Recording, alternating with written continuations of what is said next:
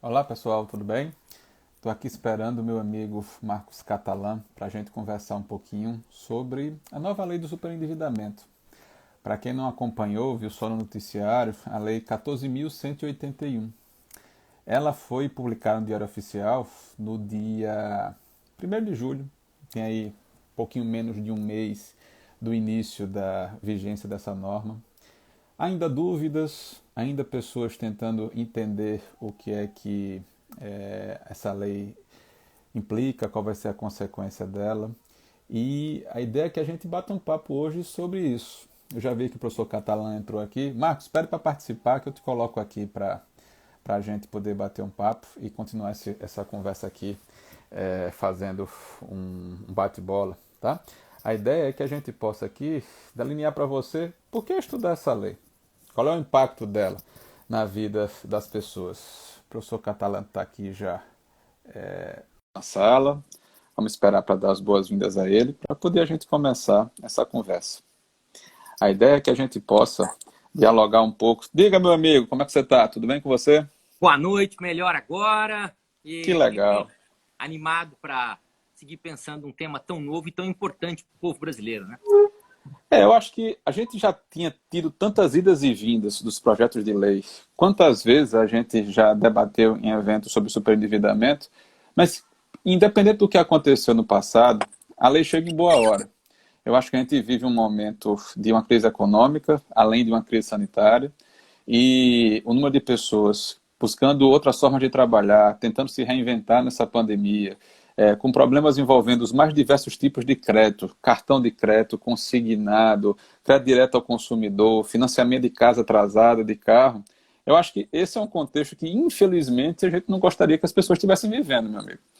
Mas a minha pergunta para você é o seguinte: lei nova de superendividamento. O que é que te chama a atenção? Tá? O que é que você, por onde é que você quer começar? O que é que salta aos seus olhos quando você vê a 14.181? A a primeira questão que me chamou a atenção é aquilo que me parece ser a utilização equivocada da lei. Porque Perfeito. se de um lado o procedimento que ela estabelece para tratar o superendividamento é algo que me parece que pode ser pensado hoje, de outro lado, as premissas estabelecidas no que diz respeito ao momento de formação do contrato não poderiam ser, pelo menos não poderiam ser a partir dos seus argumentos. Um exemplo muito concreto. Eu li recentemente que um tribunal do Centro-Oeste havia condenado um determinado banco a reparar danos com base nos argumentos de direito material estabelecidos na lei de superendividamento. Isso, a Perfeito. meu ver, parece sem sentido. Né?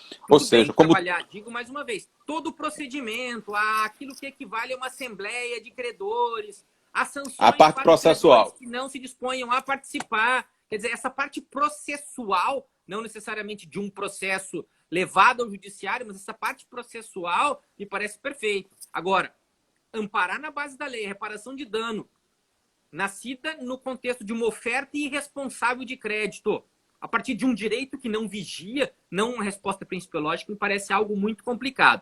Então é isso que me chamou a atenção antes de qualquer outra coisa. Bom, então o que você está colocando é o seguinte: a gente tem um novo marco regulatório para contratos de crédito celebrados a partir de 1º de julho, a partir de 2 de julho. Só que a gente tem um mar de pessoas superendividadas que se contraíram as dívidas antes da norma. Tá? E a primeira grande discussão que já está no judiciário, na notícia que você está trazendo, é a aplicação da lei em desconformidade, por exemplo, com o que rege o artigo 3º. Vou ler aqui para quem não conhece. A validade dos negócios dos demais atos de crédito em curso, constituídos antes da entrada em vigor desta lei, obedece ao disposto em lei anterior. Mas os seus efeitos, produzidos após a entrada em vigor desta lei, subordinam-se aos seus preceitos. E aí você destaca a questão da conciliação para resolver o superendividamento, prevenindo o litígio judicial, e aí a gente teria a possibilidade de fazê-lo judicialmente já utilizando a norma, é uma norma procedimental, mas a discussão da retroação para, por exemplo, impor sanções àquele que se recusa a participar de assembleias, com certeza vai ser discutida pelos agentes de crédito, principalmente por bancos, por financeiras, ao acobertamento da garantia do ato jurídico perfeito. Tá? E deixa eu te perguntar uma coisa, Marcos. Finalmente, quem é o superendividado? A lei esclarece isso, meu amigo? Esse é um ponto muito legal.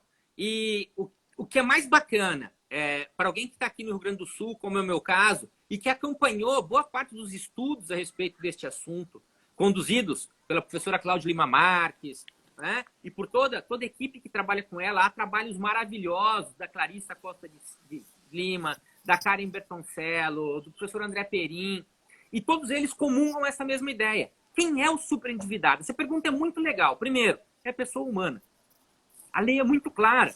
Nós não estamos preocupados com dívidas de entes coletivos, de pessoas jurídicas. Não estamos preocupados porque existe legislação específica para lidar com isso. Tá? Então, o superendividado aqui é pessoa humana. Não estamos preocupados... Que não é capaz de honrar os seus compromissos, que não tem condição, sem prejuízo do próprio sustento. Esse é um outro aspecto que me parece muito importante, sem prejuízo do próprio sustento, de honrar os seus compromissos de consumo. Então, um outro detalhe. Dívidas civis não serão computadas na aferição deste cálculo, dessa situação jurídica. Dívida de alimentos. Então, imaginemos um devedor que paga em torno de 25%, 30%, 35% do seu rendimento mensal a título de alimentos, que tem um crédito consignado de outros 30%, e tem uma série de outras dívidas de consumo. A dívida com o filho ou com a ex-esposa, o ex-esposo, não será levado em consideração aqui. Esse é um aspecto que me parece extremamente Então vamos separar algumas premissas. Para quem está ouvindo a gente e não teve chance de ler a lei. Tá? Então, a lei altera o Código de Defesa do Consumidor. Se a lei altera o Código de Defesa do Consumidor, nós não estamos falando aqui de superendividado igual insolvente civil. A gente tem um âmbito específico de incidência da norma para as relações de consumo. E não é um âmbito pequeno, muito pelo contrário, certo? Mas a questão aqui é que essa norma não se aplica a todo e qualquer tipo de contrato de consumo com concessão de crédito. Vamos aqui, só para dar um exemplo, separar os contratos que têm garantia real. Esses têm, vamos dizer, disciplina própria e a lei não chegou a alcançá-los da mesma maneira que tem em relação aos criogafários. É isso? Muito bem, mas esse contrato vai ser levado para a identificação da situação de superendividamento. Ainda que os efeitos da lei de assembleia, vamos chamar de assembleia de credores, tá bom? Tá? Dessa assembleia, perfeito, dessa participação coletiva dos credores. Ainda que a lei afaste algumas situações, como a que você descreve muito bem, quem tem garantia real, e aí eu tenho um receio que daqui para frente talvez se estabeleça com mais intensidade o número de situações em que se exige a garantia real, tá? Mas de qualquer sorte, esse cálculo vai ser levado em consideração, essa dívida vai ser levada em consideração na identificação do superendividado. E aí, ela é considerada quando uma você dívida de trata... consumo feito de boa-fé. Perfeito. Primeiro você trouxe o elemento da boa-fé. Gente que faz dívida tentando se aproveitar da lei do superendividamento não vai achar espaço para aplicação da norma, a lei deixa isso muito claro. Quando a gente fala do superendividado, ninguém está aqui fazendo apologia calote, a deixar de pagar suas obrigações. A questão não é essa. A questão é você raciocinar que a pessoa tem uma quantidade de dívidas, e aqui a lei não define o motivo e a origem dessas dívidas, tá certo? Mas que essas dívidas se avolumaram de uma maneira que está comprometendo a sobrevivência. E aqui, o que é o método da norma para mim? É uma norma que se preocupa com a pessoa, não se preocupa com o patrimônio. Se preocupa em garantir um mínimo para você viver com dignidade. Agora, qual é esse mínimo? E aqui tem outra pegadinha. Porque a norma que foi recém-editada, ela submete esse assunto para uma regulamentação. Eu fico pensando, uma pessoa, um brasileiro que trabalha assalariado, que recebe um salário, 2 salários, tá? Quanto ele precisa estar endividado para que ele possa ser considerado super endividado? Porque as necessidades, meu amigo, vão mudando de acordo com o tamanho da família. Eu sou solteiro, não tenho filhos, eu tenho 3 filhos, eu venho da família reconstituída, eu tenho filhos de casamentos diferentes, eu estou passando por uma doença na família, o meu cônjuge perdeu o emprego. E a gente tem uma multiplicidade de situações que talvez tenha sido a causa de você levar a definição e a delimitação de quem é superendividado para uma regulamentação posterior. Isso talvez cause, nos primeiros meses de aplicação da norma, algum dissenso jurisprudencial com utilização de critérios diferentes. Então, a gente tem, tradicionalmente, um critério do servidor público da mais consignável de não ultrapassar 30% dos seus ganhos mensais. Mas um dispositivo semelhante que havia no texto original da lei que nós estamos falando, da 14.181, acabou sendo vetado pelo presidente. Então, a gente não pode, nesse momento, até que o Congresso analise os vetos, fazer analogia a isso. Será que a gente vai, por exemplo, levar em consideração que no momento pandêmico o próprio governo estabeleceu um auxílio emergencial de R$ 600? Tá? Será que se eu recebo o meu salário e depois que eu pago as contas sobra menos de R$ 600 por mês, eu posso me considerar superendividado?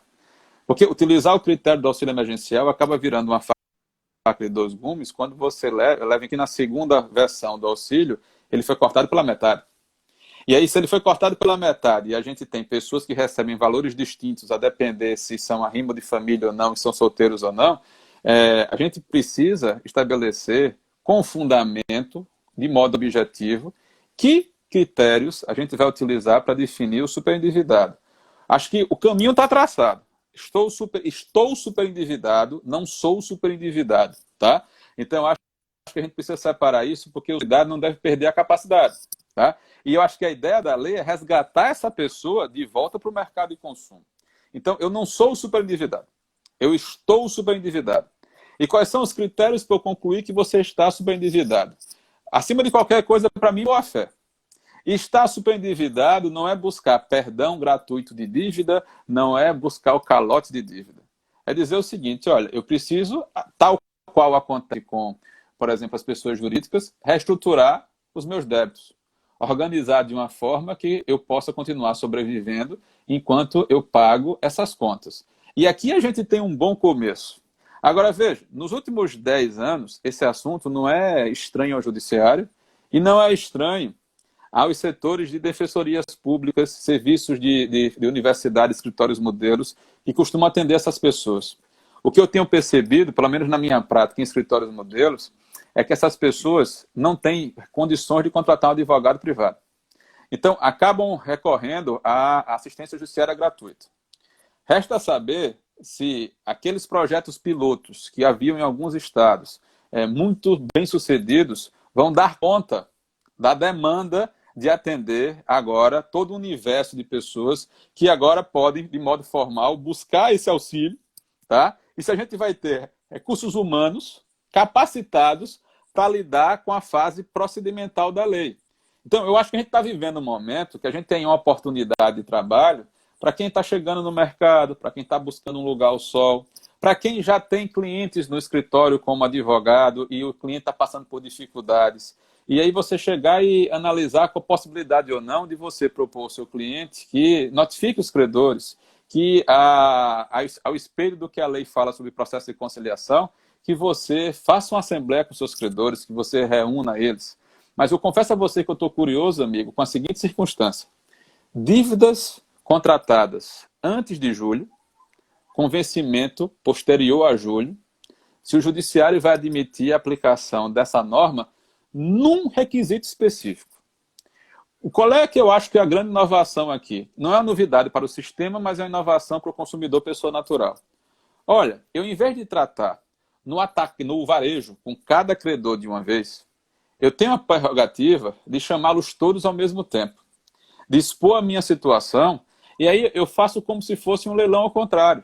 Aquele que me der melhores condições para quitar a dívida mais rápido, que pode ser uma redução de juros, pode ser uma flexibilização na forma de pagamento, pode ser até um deságio para você quitar a dívida com perdão, a remissão parcial de multa e juros, recebe primeiro.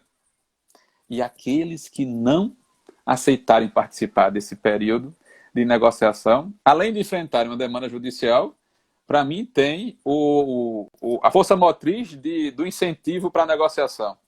Vão ter suspensa a exigibilidade do crédito. O que é que você acha? Você acha que apenas para contratos assinados a partir de julho ou contratos assinados anteriormente, mas com vencimento a partir de julho, a gente vai ter espaço para aplicar isso judicialmente?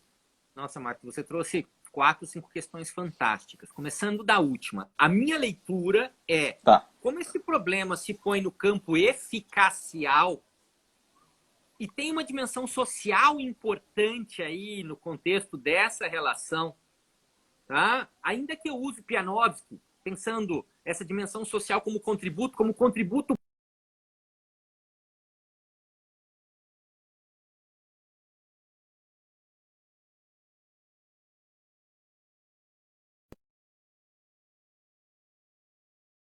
e que esta consequência vai ser aplicada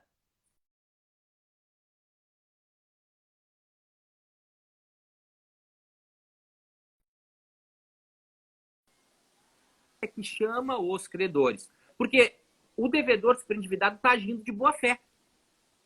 O devedor superendividado está dizendo, olha, a minha situação é essa, eu não tenho condição de honrar o meu compromisso. Ok? E as minhas pesquisas feitas ao longo dos últimos anos mostram que tornar-se um devedor superendividado é algo muito fácil por conta de vieses cognitivos. Nós somos levados a comprar coisas que não precisamos com dinheiro que não temos. Porque nos é ofertado crédito e em muitas situações nos é ofertado crédito em condições que não merecemos ou a partir de prognósticos probabilísticos extremamente otimistas. Então, quanto à sua pergunta especificamente, quer me parecer que todos os credores já submetem-se à dimensão procedimental da lei. Ok? Porque isso eu enxergo no campo eficacial e não no plano da validade. Então, utilizo lá uma regra que já está estabelecida há algum tempo no nosso Código Civil, nas disposições transitórias. Vou trazer sua discussão, se você me permite, para um gancho prático. Tá? O que é comum, por exemplo, em contrato de seguro de carro? Você parcela o pagamento do seguro em 3, 4 prestações, você se aperta, atrasa uma das prestações durante uma semana. Aí você vai lá, consegue o dinheiro, purga a mora. E você imagina que ao purgar a mora, a cobertura do seu veículo volta imediatamente a partir da purga.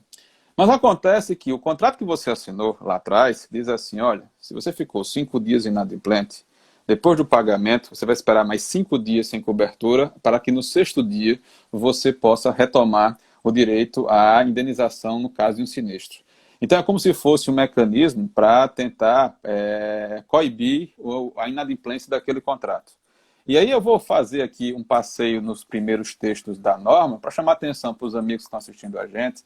Tem vários colegas aqui queridos assistindo a discussão, que a gente tem alterações no artigo 4, que fala da política nacional das relações de consumo, por exemplo, estabelecendo uma obrigação de prevenção e tratamento de superendividamento.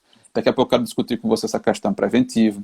A gente tem no artigo 6º, que trata dos direitos básicos do consumidor, primeiro, uma nova garantia que estava no texto da Constituição, que vai vir expressa no Código de Defesa do Consumidor, que é a preservação do mínimo existencial. A gente vai deixar de ter um conceito pura e simplesmente doutrinário e vai passar agora a ter um direito assegurado no texto legal. Mas eu quero chamar a atenção para o novo inciso 18 do dispositivo. Ele diz o seguinte, que no caso de normas que estabeleçam prazo de carência em caso de impontualidade das prestações mensais, elas não vão mais prevalecer. Tá? E aí, pessoal, o que é que vai acontecer? Purgou a mora, você restabelece os efeitos daquele contrato. E aí, meu cara, a gente está numa situação curiosa, porque esses contratos estão em curso, tá? E a gente tem uma discussão aqui em relação aos efeitos do pagamento depois. E a gente tem ainda que aprofundar o que é que vai acontecer em relação a isso. Eu acho, Marcos, que é uma boa hora para quem não teve chance, ouviu falar, mas não parou para ver o texto da lei, para conhecer o novo artigo 54A. Ele vai definir prevenção e tratamento do superendividamento. Ele vai dizer assim, o superendividado é aquele que tem uma impossibilidade manifesta de pagar a totalidade das suas dívidas. E o que eu acho legal é que ele fala de dívidas vencidas, ou seja, dívidas exigíveis e dívidas vincendas, certo? Então, que muitas vezes as pessoas chegam para mim e dizem assim, não consegui pagar a mensalidade do mês. Beleza, mas você dividiu em 36 parcelas, você só pagou 10. Se você não pagou a 11ª, o que vai acontecer com as outras que vão vir para frente? Eu preciso considerar isso na sua capacidade de você fazer qualquer acordo de pagamento. O que parece ser uma operação de educação financeira básica para a grande maioria da população, sem acesso à educação, um conhecimento rudimentar de matemática, entender juros simples, juros compostos, custo efetivo total e parcial, para mim, meu amigo, não vai ser suficiente. A gente deu um passo quando a norma passa a exigir do fornecedor de crédito um detalhamento a respeito do dever de informar, mas para a gente ter efetividade disso, a gente vai precisar de suporte para essas pessoas. As pessoas vão precisar ser orientadas, tá? E, por enquanto, o pessoal que trabalha nos núcleos de superendividados está enxugando o gelo. É o que eu quero dizer. Ele já recebe a pessoa superendividada. Se a gente tiver como fomentar um trabalho preventivo, tá, de proteção a um crédito responsável, talvez a gente tenha uma situação melhor que desafogue essas demandas no Poder Judiciário. Eu estou curioso para saber se os juizados especiais vão ser destinatários dessas demandas, tá? Do chamado procedimento de negociação, do procedimento de repactuação das dívidas, que é o termo específico que a lei estabelece. Porque muitas vezes essas demandas vão exigir perícia. Perícia sobre taxa de juros, sobre correção de contrato. E aí eu fico pensando se a gente vai levar tudo isso para a justiça comum de primeiro grau e vai afastar esse tratamento superendividado dos juizados, tá? Porque o que eu imagino a médio e longo prazo para essa matéria é o que acontece hoje com demandas que envolvem saúde, por exemplo, com recomendação do CNJ da criação de varas específicas, de pessoas especializadas que tenham um reforço de um núcleo de conciliação que possa dar ao juiz esse respaldo. Por exemplo, o Banco Central, ele divulga no site dele a média de taxa de juros praticada para qualquer operação de crédito em qualquer estado do Brasil, em qualquer mês do ano. Mas quem é que vai ter habilidade e conhecimento para ir buscar essa informação e cotejar com as dívidas das pessoas? Marcos, as pessoas que eu recebo, elas não têm cópias dos contratos, elas não têm os endereços dos credores, tá? Elas têm informações pela metade porque elas não têm o valor da dívida atualizado. E a minha sensação é que, em respeito à boa-fé, contratações de crédito daqui para frente, esse tipo de informação vai ser cada vez mais exigível. E que a ausência dessas informações vão ferir de morte a possibilidade de exigibilidade desses créditos, já que a lei vai falar de nulidade, em algumas circunstâncias bem específicas aqui. Então, a nossa conversa aqui não é só para as pessoas que estão afogadas em dívidas. A nossa conversa também aqui é para aquele micro e pequeno empresário, aquele que faz oferta a crédito. E diferente de um grande magazine, se 10 dos seus 30 clientes atrasarem um pagamento, provavelmente vai ser a morte do negócio dele. Ou ele também vai engrossar a fila dos superendividados, tá? E aí a discussão que a gente tem que colocar aqui é crédito responsável. Meu caro, acho que um crédito responsável, quem anuncia juros zero, ou anuncia que vai emprestar dinheiro para pessoas sem consulta ao SPC e à Serasa, me diz o que é que tu acha sobre isso? Juro zero, vamos deixar para falar no finalzinho, porque é uma das regras que foram vetadas pela Presidência da República. Boa. Deixar um beijão para o Paulo aqui que está acompanhando a gente. Então vamos deixar essa para o final. De acordo. Tá? Crédito responsável. O que eu aposto, e aí é só uma aposta, é uma intuição, que essas regras postas hoje vão produzir os seus efeitos nesse âmbito a médio e longo prazo. Tá. Por força de 2 caminhos. Tá? O primeiro, ações coletivas. Então, eu olho ações coletivas que vão procurar moldar o comportamento pré-contratual daqueles que ofertam o crédito para adequá-lo à lei. Tá. Exigindo condutas pontuais a partir da interpretação das regras que nós temos. E de forma coletiva. Então, isso vai ter um impacto. E também, e é claro, tá?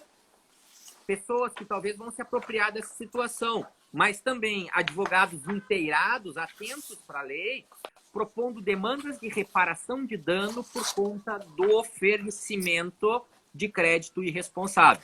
Então, libero de consectários legais e ainda consigo, na esteira de alguns julgados que têm outros fundamentos, por conta de problemas da dimensão existencial, e se houver uma prova efetiva de algum dano de dimensão existencial, isso fica ainda mais palpável, mais palatável, ações de reparação de dano. E claro, se dirigidas contra grandes players do mercado, talvez vão fazer vão ter um impacto pequeno, mas se dirigidas contra essas pessoas que você está dizendo, que são a maioria, vão ter um impacto muito grande no orçamento dessas pessoas. Tá? Então, essa é uma aposta que eu faço. Esta mudança de comportamento vai derivar, talvez, de ações coletivas, talvez de algumas iniciativas individuais de reparação de dano. E a sobrecarga do judiciário, me parece que durante algum momento ela é iminente, porque nós temos muitos endividados. E a lei é muito clara no artigo 5º, melhor, na regra que altera o artigo 5º do CDC, não me lembro se é o artigo 2º ou 3º da lei especial, os instrumentos previstos no artigo 5º do CDC, que são imposições a comportamento do poder público, envolvem a necessidade, a imperiosidade de instituição de mecanismos de prevenção e tratamento extrajudicial e judicial do superendividamento, de proteção do consumidor, pessoa humana. E ainda a instituição de núcleos de conciliação e mediação de conflitos.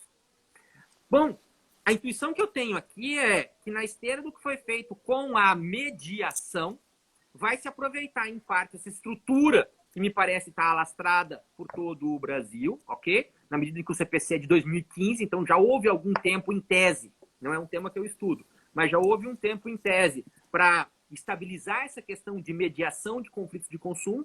A técnica não deixa de ser semelhante, mediar a situação que envolve o devedor e um credor. Muitas vezes, Marcos, eu tenho um único credor. Isso. Eu me lembro de um estudo da professora Cláudia Lima Marques que mostrava que a maior parte das situações envolve um ou dois credores. Ok? Então não é muito difícil. Essa assembleia de credores é algo que vai ser pouco frequente. Está bem? Pouco frequente. Mas de qualquer sorte, me parece que na esteira... Então, se eu mediei... Não.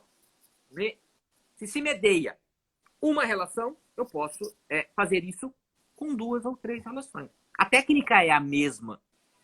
Ok? A técnica é a mesma.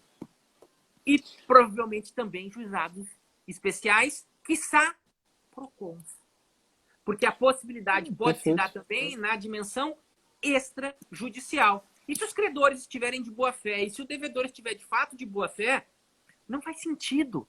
Não é um pensamento eficiente do credor exigir o crédito de alguém que não tem condição de honrá-lo. Isso. E uma situação de ajuste vincula o credor, vincula o devedor. Isso é muito legal na esteira do que você falou, Marcos. A gente não está aqui tutelando no estereótipo o caloteiro. A gente está tutelando um ser humano que se endividou por conta de um fato da vida ou de fatos da vida. Então, esse devedor de boa-fé obriga-se a não ter um comportamento consumista enquanto não honrar aqueles compromissos. Ele não pode endividar-se ainda mais. Ele assume expressamente este compromisso. Então, são aspectos importantes para a gente pensar quando se olha a lei como um todo. De acordo. E aí, veja só. O pessoal falando aqui da importância da mediação, a Kelly ressaltando a importância da discussão, mas o que é que eu quero chamar, a atenção? Fala, Truze. E aí o que é que acontece? A gente tem que levar em consideração um aspecto. Formato tradicional de uma central de conciliação. A pessoa chega sem fazer o dever de casa. Tá? O que é que eu chamo sem fazer o dever de casa? A pessoa não pode chegar lá sem os contratos, sem o valor total da dívida, sem ter feito o contato com os credores, sem ter uma ideia daquilo que é disponível que ela pode apresentar como proposta de pagamento. Porque senão a gente vai simplesmente entulhar o judiciário e vai sempre deixar para uma segunda sessão, para uma terceira sessão, para resolver o problema. Isso do lado do devedor endividado.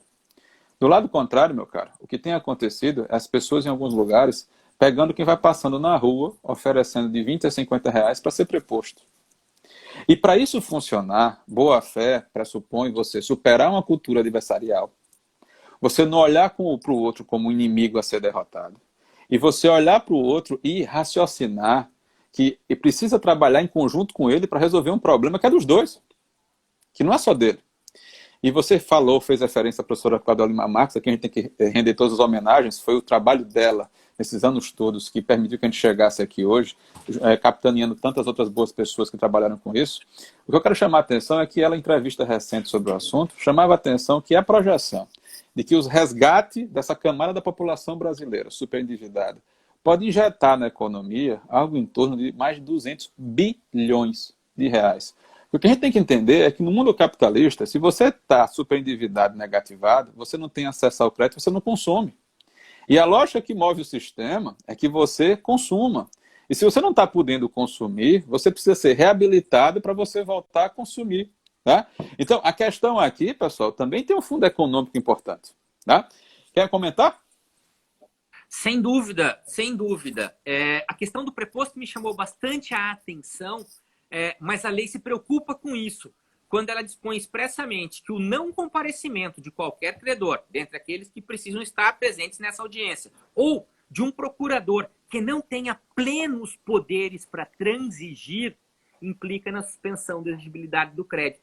Então, isso que acontece com tanta frequência de um preposto e, eventualmente, um advogado, e costumam dizer não tenho poderes para resolver este problema, tende a não acontecer, a não ser que, eventualmente, se reconheça algum tipo de ilegalidade ou de inconstitucionalidade nessa determinação legal. Mas, no meu sentido, ela faz muito sentido num olhar sistêmico.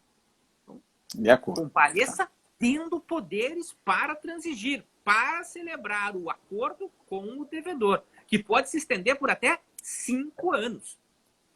E vamos começar o seguinte, o que é que você prefere? Que você ajuste com seu devedor qual é a forma de pagamento ou que um terceiro que não conhece o seu fluxo de caixa faça isso, que vai ser o magistrado.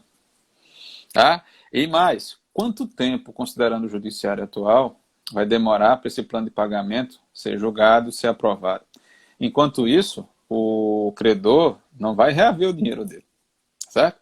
Então, quem trabalha com recuperação de crédito vai ter que fazer justamente esse exercício do que a gente vai buscar, tá? Como a gente vai buscar e o que é que a gente está disposto a abrir mão para realizar alguma coisa.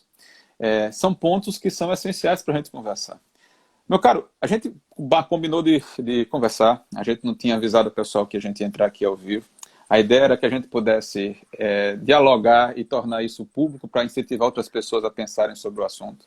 Tá? A gente daqui a pouco está chegando no final do nosso tempo, mas para a gente terminar aqui, para quem já leu o texto da lei, a minha sugestão é aguarde.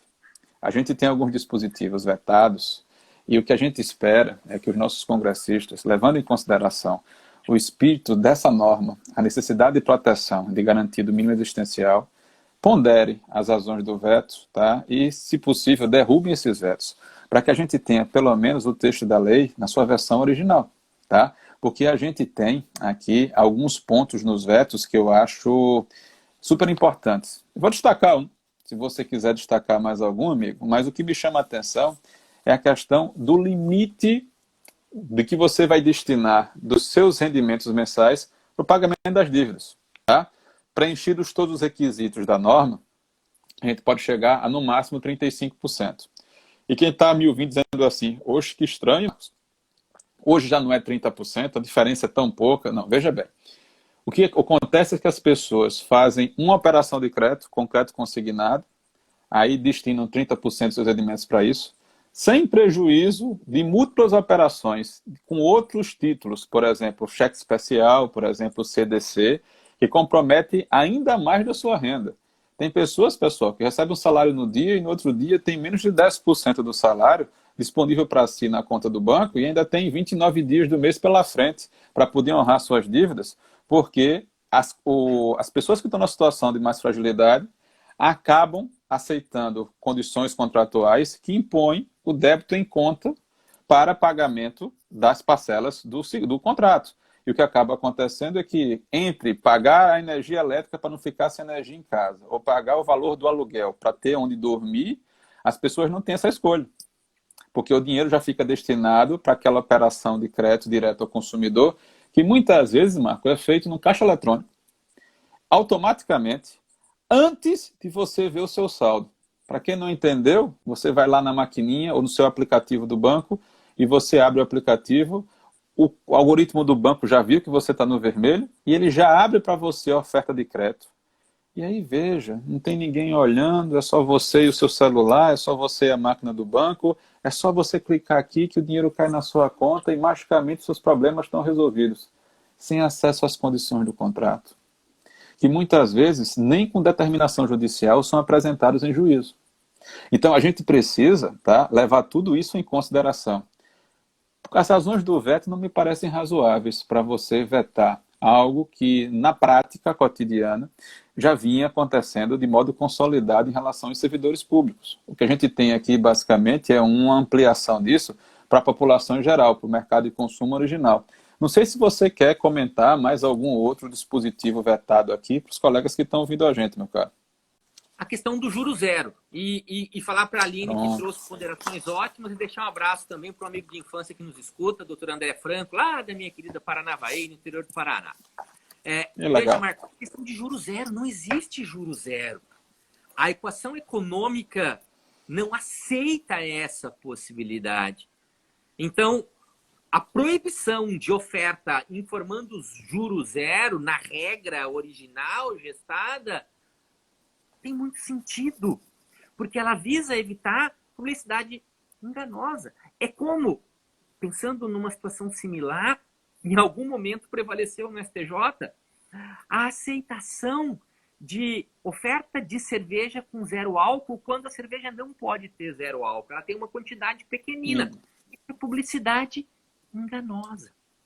Porque ela mente, ela desvirtua a respeito de um aspecto que não tem como selo. E no que toca, então esse é um ponto que me parece importante também a gente sensibilizar as nossas casas legislativas para que derrubem o veto.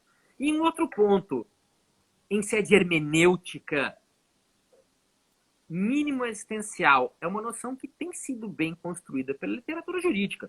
Nós temos trabalhos sólidos do professor Kim, do professor Ingo Wolfgang Sarlet, aqui do Rio Grande do Sul, do professor Ricardo Lobo Torres, a própria tese da Karen Bertoncello, e liga o superendividamento ao mínimo existencial. E tem algo que para mim é muito significativo, Marcos. Salário mínimo. Qual é a ideia de salário mínimo?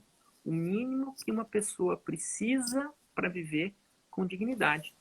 Não chegou o momento da gente defender, especialmente diante do veto, que em princípio afasta uma regra que tinha a ver com a densificação do mínimo existencial.